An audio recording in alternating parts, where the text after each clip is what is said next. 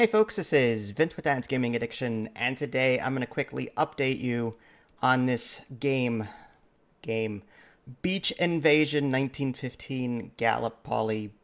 Okay, so I reviewed this game the other day, gave it a negative review.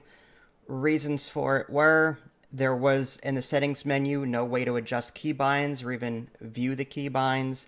The resolution kept defaulting back to whatever the default was even after you've changed it. Going into the settings menu caused error messages to pop up on the left-hand side of the screen. And then when you're in game, there's no tutorial whatsoever. There's nothing to guide you on what you're supposed to do. And this game is fully releasing in 2 days' time, and there's no early access period. And I pointed out in the video that this game is not ready yet. And I guess the developer didn't care for negative feedback, so he not only revoked my Steam key from the game, but then when I tried to address this issue on the forums, the Steam forums, he banned me from the forums. So this is an example of what I deal with on a semi-regular basis.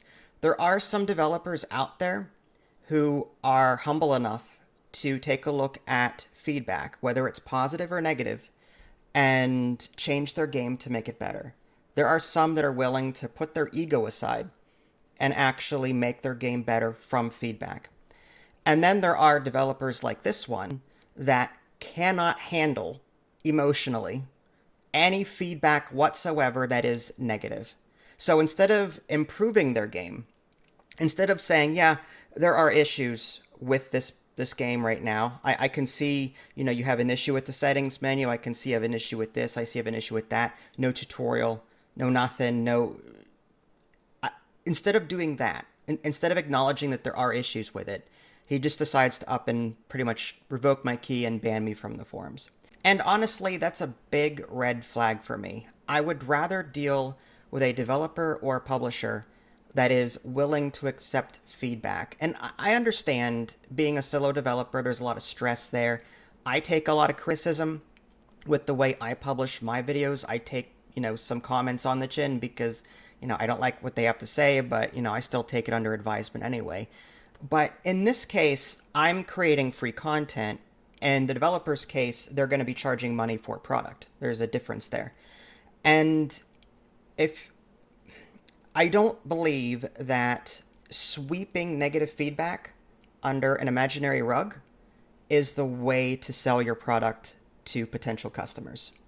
That's just my opinion.